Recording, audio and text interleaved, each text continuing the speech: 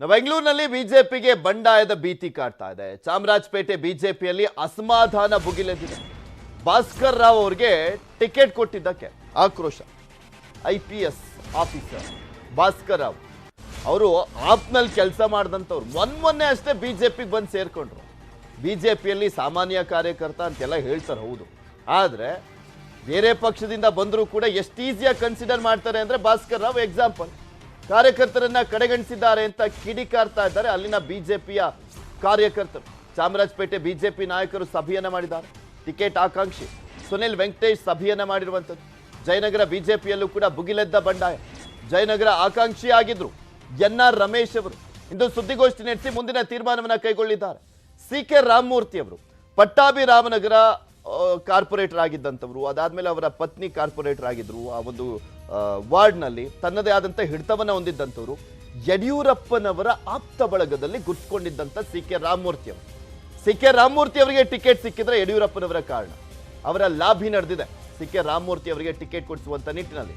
So ಅದಕ್ಕೋಸ್ಕರನೇ NR Ramesh ಅವರ ಬೆಂಬಲಿಗರು ನಿನ್ನೆ ವಿಜೇಂದ್ರ ಅವರ ವಿರುದ್ಧ, ಯಡಿಯೂರಪ್ಪನವರ ವಿರುದ್ಧ, ಅಶೋಕ್ ವಿರುದ್ಧ ಅಸಮಾಧಾನವನ್ನ ವ್ಯಕ್ತಪಡಿಸಿದ್ರು. ಈಗ NR ರಮೇಶ್ ಅವರ ಅಸಮಾಧಾನ ಸುದ್ದಿಗೋಷ್ಠಿಯನ್ನ ಮಾಡಲಿದ್ದಾರಂತೆ. ನೋಡ್ಬೇಕು ಏನ್ ಹೇಳ್ತಾರೆ ಅಂತ. ಒಂದು, ಚಾಮರಾಜಪೇಟೆಯಲ್ಲಿ ಭಾಸ್ಕರ್ ರಾವ್ ಅವರಿಗೆ ಟಿಕೆಟ್ ಕೊಟ್ಟಿದ್ದು ಕೂಡ ಅಸಮಾಧಾನ ಇದೆ ಬಿಜೆಪಿಯಲ್ಲಿ.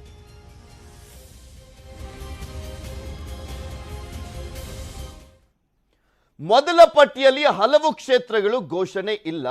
ಬಹುತೇಕ ಹಾಲಿ ಶಾಸಕರಿಗೆ ಮೊದಲ ಪಟ್ಟಿ ಶಾಕ್. ಬಹುತೇಕ ಅಲ್ಲ, ಕೆಲವರಿಗೆ ಅಷ್ಟೇ ಶಾಕ್ ಇದೆ.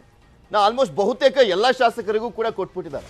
ಒಂದು ಎಕ್ಸ್ಪೆಕ್ಟೇಷನ್ ಇತ್ತು, ಗುಜರಾತ್ ಮಾಡಲ್ ಏನಾದರೂ ಅಪ್ಲೈ ಮಾಡ್ಬಿಡ್ತಾರಾ ಅಂತ. ಯಾಕೆಂದ್ರೆ ಈಶ್ವರಪ್ಪನವರು ದಿಢೀರಂತ ನಾನು ನಿವೃತ್ತಿ ಘೋಷಣೆ ಮಾಡ್ತೀನಿ ಅಂತ ಹೇಳಿದಂಥ ಹಿನ್ನೆಲೆಯಲ್ಲಿ ಗುಜರಾತ್ ಮಾಡಲ್ ಅಪ್ಲೈ ಆಗುತ್ತಾ ಅಂತ. ಗುಜರಾತ್ನಲ್ಲಿ 40ಕ್ಕೂ ಹೆಚ್ಚು ಹಾಲಿ ಶಾಸಕರಿಗೆ ಟಿಕೆಟ್ ಮಿಸ್ ಆಗಿತ್ತು.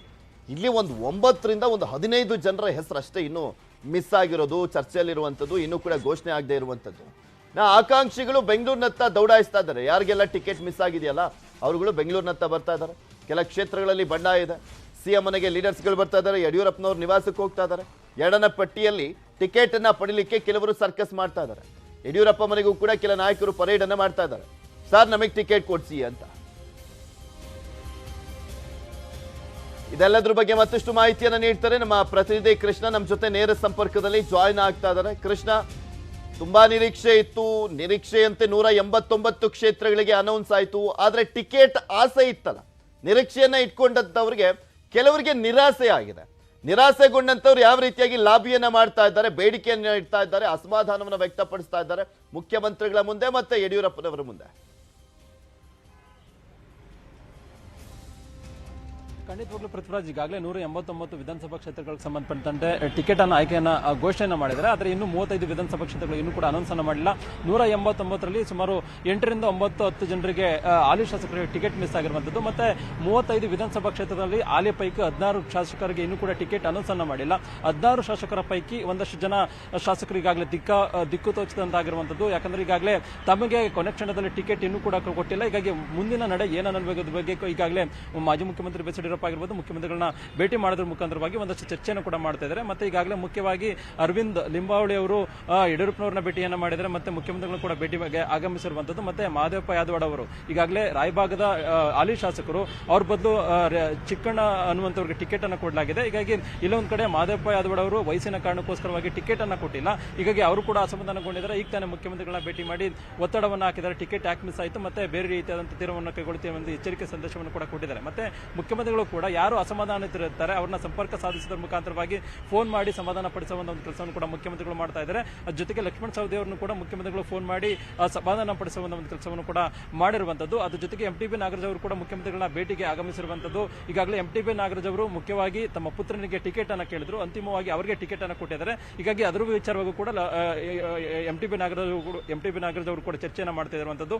ಮತ್ತೆ ಹಲವು ಜಿಲ್ಲೆಗಳಲ್ಲಿ ಈಗಾಗಲೇ ಹಾಲಿ ಶಾಸಕರಿಗೆ ಟಿಕೆಟ್ ಮಿಸ್ ಆಗಿರುವಂತಹ ಕಾರಣಕ್ಕೋಸ್ಕರವಾಗಿ ಬೇರೆ ಬೇರೆ ರೀತಿಯಾದಂತಹ ನಿರ್ಧಾರವನ್ನು ಕೈಗೊಳ್ಳುವಂತ ನಿಟ್ಟಿನಲ್ಲಿ ಕೂಡ ಶಾಸಕರು ಮುಂದಾಗ್ತಾ ಇದ್ದಾರೆ. ಅವ್ರನ್ನ ಆಪರೇಷನ್ ಮಾಡುವಂತ ನಿಟ್ಟಿನಲ್ಲಿ ಕಾಂಗ್ರೆಸ್ ಆಗಿರ್ಬೋದು ಮತ್ತೆ JDS ನಾಯಕರು ಕೂಡ ಒಂದಷ್ಟು ತಂತ್ರಗಾರಿಕೆಯನ್ನು ಕೂಡ ಮಾಡ್ತಾ ಇರುವಂತದ್ದು. ಮತ್ತೆ ಯಾರು ಮಾಜಿ ಶಾಸಕರಿದ್ದಾರೆ ಅವರಿಗೆ ಟಿಕೆಟ್ ಕೊಡುವಂತ ನಿಟ್ಟಿನಲ್ಲೂ ಕೂಡ ಹೈಕಮಾಂಡ್ ನಾಯಕರು ತೀರ್ಮಾನವನ್ನು ಮಾಡಿದ್ದಾರೆ.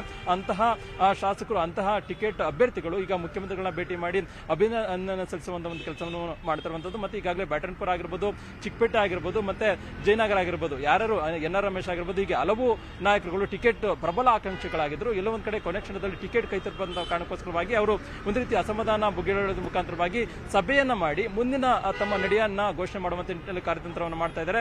ಬ್ಯಾಟನ್ಪುರ ವಿಧಾನಸಭಾ ಕ್ಷೇತ್ರದಲ್ಲೂ ಕೂಡ ತಮ್ಮೇಶ್ ಗೌಡರಿಗೆ ಟಿಕೆಟ್ ಅನ್ನು ಕೊಡಲಾಗಿದೆ. ಅವರ ಬದಲು ಏನು ಮುನೇಂದ್ರ ಕುಮಾರ್ ಅವರು ಕೂಡ ಟಿಕೆಟ್ ಪ್ರಬಲ ಆಕಾಂಕ್ಷಿ ಆಗಿದ್ರು. ಈಗ ತಾನೇ ಬೆಂಬಲಿಗರ ಸಭೆಯನ್ನು ಕರೆಯೋದ್ರ ಮುಖಾಂತರವಾಗಿ ತಮ್ಮ ಮುಂದಿನ ನಡೆ ವಿಚಾರವಾಗಿ ತೀರ್ಮಾನ ಮಾಡೋದಕ್ಕೂ ಮುಂದಾಗಿರುವಂತದ್ದು. ಹೀಗೆ ಹಲವು ಜಿಲ್ಲೆಗಳಲ್ಲಿ ಈಗಾಗಲೇ ಟಿಕೆಟ್ ವಂಚಿತರಿಂದಾಗಿ ದೊಡ್ಡ ಮಟ್ಟದಲ್ಲಿ ಭಿನ್ನಮತ ಕಂಡು ಬರ್ತಾ ಇರುವಂತಹ ಸಂದರ್ಭದಲ್ಲಿ ಒಂದಷ್ಟು ನಾಯಕರು ಅವರನ್ನ ಸಮಾಧಾನ ಪಡಿಸುವಂತ ಒಂದು ಕೆಲಸವನ್ನ ಮಾಡ್ತಾ ಇದ್ದಾರೆ. ಮತ್ತೊಂದು ಕಡೆ ಕಾಂಗ್ರೆಸ್ ಮತ್ತು ಜೆಡಿಎಸ್ ನಾಯಕರು ಅವ್ರನ್ನ ಆಪರೇಷನ್ ಮಾಡುವಂತ ಕೆಲಸಕ್ಕೂ ಕೂಡ ಮುಂದಾಗಿರುವಂತದ್ದು. ಥ್ಯಾಂಕ್ ಯು ಕೃಷ್ಣ, ನಿಮ್ಮೆಲ್ಲ ಮಾಹಿತಿಗಾಗಿ.